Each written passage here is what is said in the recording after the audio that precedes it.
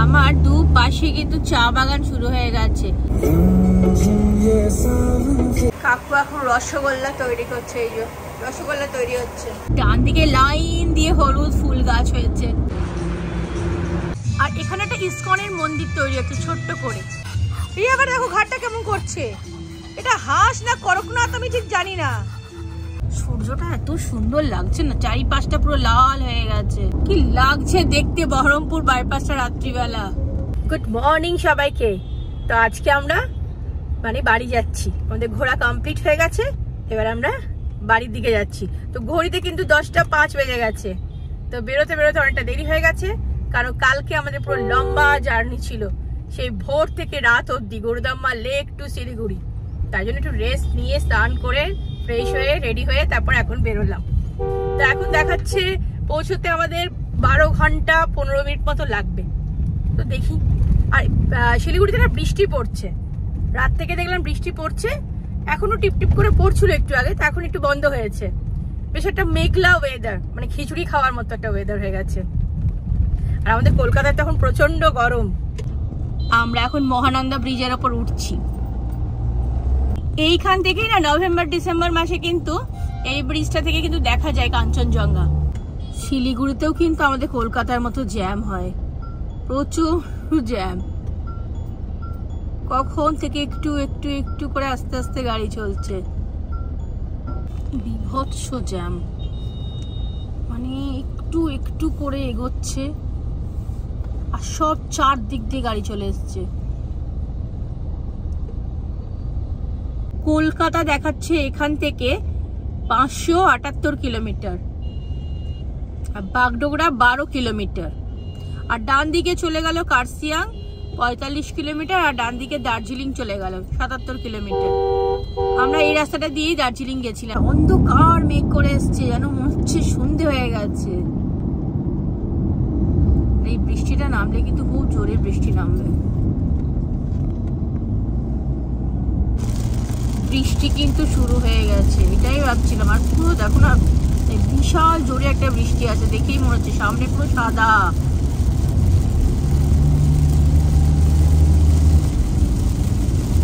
এইখান থেকে আমরা বাঁ দিকে যাব।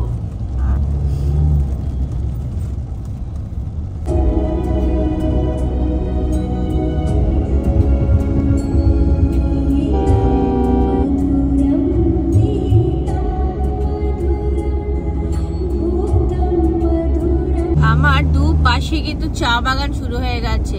তো এখানে নেমে কিন্তু ফটোও তুলেছিলাম আগে, এবারে তো আর নেমে ফটো তোলা হবে না, কারণ বৃষ্টি পড়ছে। দু পাশে চা বাগান ভর্তি।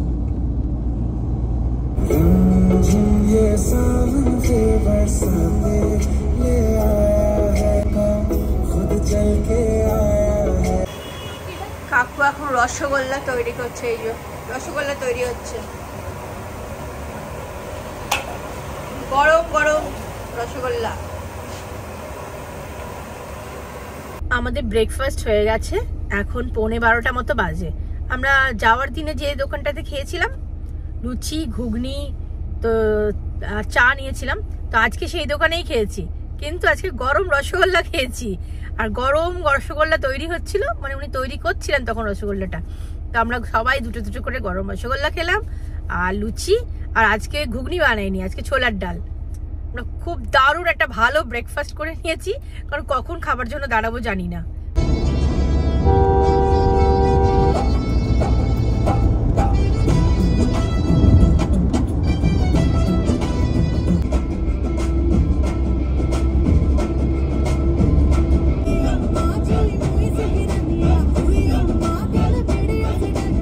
চারিদিকে পুরো জয় শ্রীরামের আর হনুমানজির না পতাকা উঠছে, কি ভালো লাগছে দেখতে।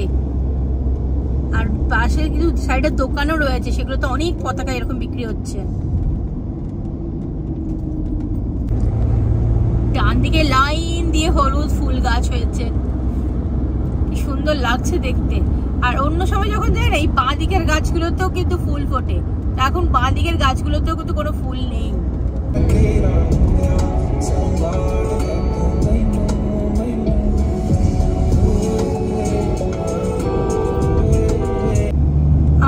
কিষানগঞ্জ ঢুকলাম তো বিহার।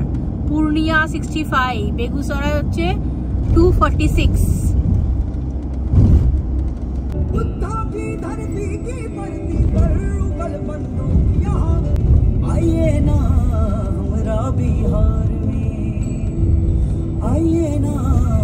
এখন আমরা ডালখোলা বাইপাস, আর এখান থেকে রায়গঞ্জ হচ্ছে 47 কিলোমিটার। 1:19 বাজে।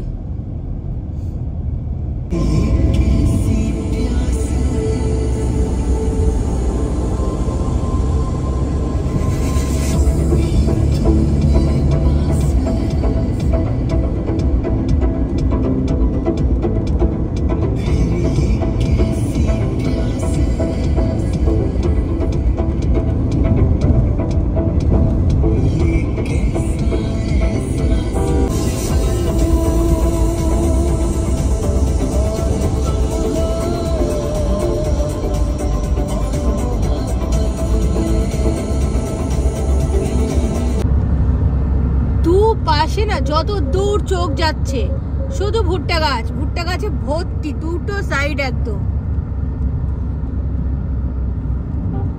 এখন আমরা রায়গঞ্জ বাইপাস চলে এসেছি। তো এখন কিন্তু ঘড়িতে বাজে 1:58, দুটো বাজতে চললো। ডালখোলা বাইপাস, রায়গঞ্জ বাইপাস এগুলো হয়ে গিয়ে না এখন সময়টা কিন্তু অনেকটাই কম লাগছে। আগে তো ঘন্টার পর ঘন্টা শুধু জ্যামে দাঁড়িয়ে থাকতে হতো আমাদের। যতবার মালদা দিয়ে ক্রস করে গেছি, এই দুপাশে দেখো কিন্তু ডাঁটার গাছ, এগুলো সব সজনে ডাঁটার গাছ। ততবার কিন্তু আম দেখতে পাই। এখন তো দেখছি গাছে আম মানে মুকুল এসছে। লিচু গাছ ভর্তি, পুরো লিচু ধরে থাকে, আম থাকে। তো এবারে শুধু ডাঁটা দেখতে পাচ্ছি, দুপাশে গাছগুলো শুধু ডাঁটা। একবার আম দেখেছি, একবার লিচু দেখেছি, এবার ডাঁটা দেখছি, সজনে ডাঁটা পুরো ভর্তি গাছগুলোতে। মালদার এই পরদেশি ধাবার না অনেক নাম শুনেছি, যে অনেকেই খেতে আসে, ইউটিউবে দেখেছি খুব ভালো। তো আমরা ইউটার্ন নিয়ে আবার এদিকে এলাম, দেখি খেয়ে কিরকম, তারপর তোমাদের জানাচ্ছি। এটা হচ্ছে পার্কিং জোন।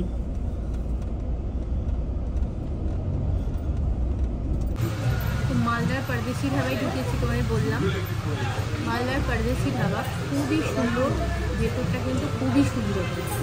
আর আমরা থালি নিয়েছি, এখানে ভেজ থালি হয়, এক্সট্রা করে চিকেন, মাটন, ফিশ এগুলো আলাদা করে নিতে হয়। ডিম নেই বললো। তো এটা হচ্ছে ভেজ থালি, এটা হচ্ছে দাম হচ্ছে 100 টাকা। আর এটা হচ্ছে মাটন, এটা এক্সট্রা নেওয়া হয়েছে আমাদের। আর পমফ্রেট মাছ এগুলো এক্সট্রা নেওয়া হয়েছে। তো ভেতরটা কিন্তু দারুণ। এইটাই হচ্ছে পরদেশি ধাবা মালদার। আজকে আমরা এখানেই লাঞ্চ করলাম। এটা কিন্তু বিশাল বড়, অনেক বড় ধাবাটা। খাবার দাবারও বেশ ভালো, আর ভেতরের ডেকোরেশন এত সুন্দর না, খুবই সুন্দর।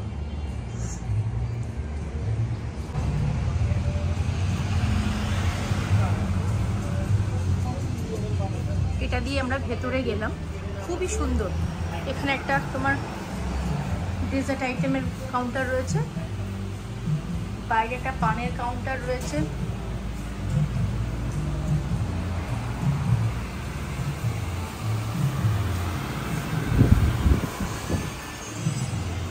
এখানেও একটা বসার জায়গা রয়েছে। সকালবেলা এখন লাঞ্চের টাইম, যেটা বন্ধ রয়েছে। আর সব থেকে যেটা সুন্দর দেখাচ্ছি একবার তোমাদের, এই যে মা কালী।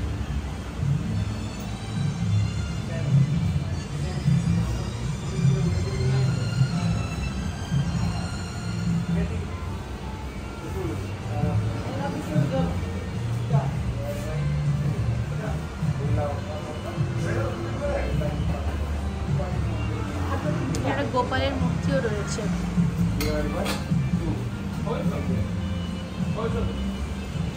আর এখানে রয়েছে গণেশ আর বালাজি।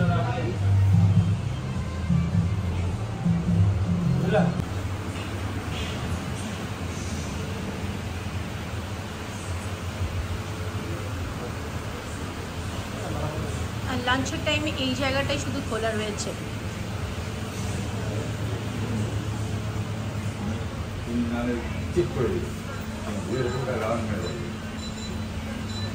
আর এখানে একটা ইসকনের মন্দির তৈরি হচ্ছে ছোট্ট করে, ইসকনের আদলেই কিন্তু তৈরি হচ্ছে। ভেতরে অনেক আম গাছ রয়েছে। এই জায়গাটাই লনটায় ভাড়া নেওয়া হয়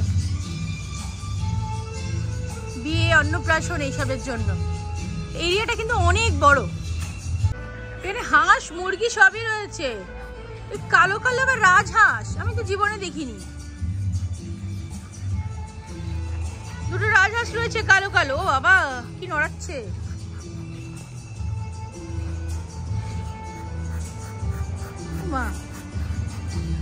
এর ভেতরে অনেক হাঁস রয়েছে। এই আবার দেখো ঘাটটা কেমন করছে। এটা হাঁস না করকনাথ আমি ঠিক জানি না। ও মা,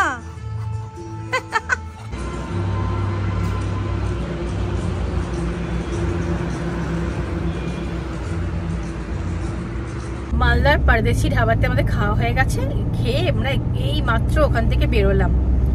তো খাবার দাবার মোটামুটি ভালো, খুব ভালো সেটাও বলবো না, আবার খুব খারাপ সেটাও নয়। কিন্তু মাটনটা খুব একটা ভালো করেনি, পমফ্রেটটা খুব ভালো করেছিল।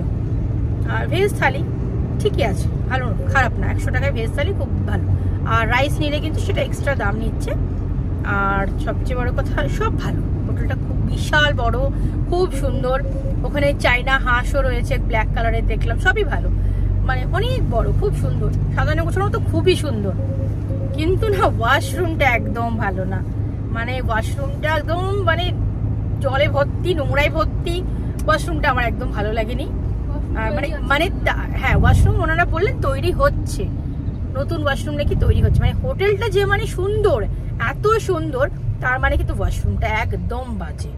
মানে একদম সত্যি কথা বললাম আমি, ওয়াশরুমটা কিন্তু ভালো নয় একদম। কাজটা বেড়ে গেছে। এখন না কালিয়াচকের জ্যামে আটকে রয়েছি। দু পাশে দেখো পুরো গাড়ি ভর্তি, এগোচ্ছে না গাড়ি এখন। বিশাল লম্বা জ্যাম দেখাচ্ছে, 12 মিনিটের জ্যাম। 5:30 বাজে আর আমরা এখন ফারাক্কা ব্রিজ ক্রস করছি। আর বাঁ দিকের ব্রিজটাও কিন্তু মোটামুটি অনেকটাই তৈরি হয়ে গেছে মনে হচ্ছে। এখানে দেখা যাচ্ছে না, আড়াল হয়ে যাচ্ছে। এই যে একটু একটু দেখা যাচ্ছে। সূর্যটা এত সুন্দর লাগছে না, চারিপাশটা পুরো লাল হয়ে গেছে। আমরা এখন মোরগ্রাম চলে এসেছি। 7:12 বাজে। একটু দেরি হয়ে গেল কারণ আমরা জিও পেট্রোল পাম্পে দাঁড়িয়েছিলাম অনেকক্ষণ। তো ডান দিকে চলে গেল মোরগ্রাম।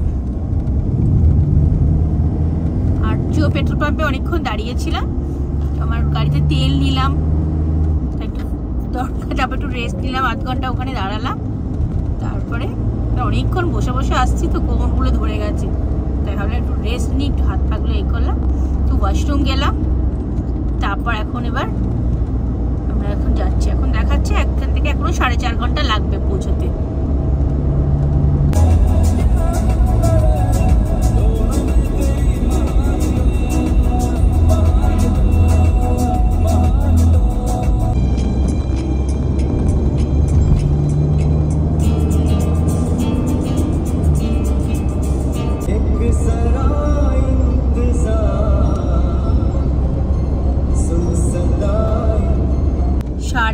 বাজে তোমার 7:34।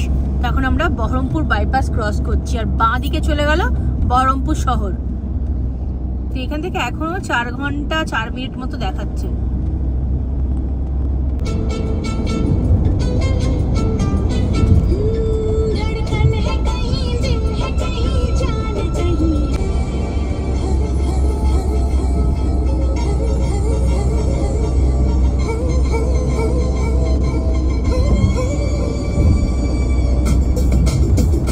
লাগছে দেখতে বহরমপুর বাইপাসটা রাত্রিবেলা, আর লাইট জ্বলছে তো পুরোটা দারুণ লাগছে।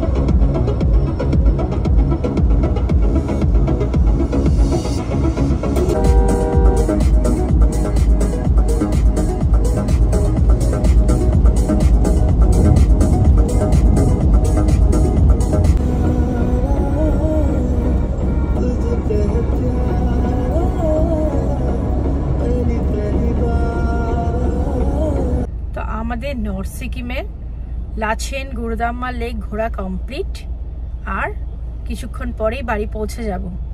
শিলিগুড়ি থেকে বেরিয়েছিলাম 10টার সময়, আর এখন বাজে 10:41। তো সবাইকে গুড নাইট। আর আমার ভিডিও যদি তোমাদের ভালো লেগে থাকে তাহলে অবশ্যই লাইক, শেয়ার আর সাবস্ক্রাইব করো। আর অতি অবশ্যই দেখো এখন গুরুদাম্মার লাচেন লাচুম নর্থ সিকিম যাওয়ার যে নতুন রাস্তাটা, সেটা দিয়ে কিভাবে যেতে হচ্ছে, আর সেটা কিন্তু অনেকটা বেশি সময় লাগছে। তো সেটা একবার অবশ্যই আমার ভিডিওতে দেখে নিও। Good night, by.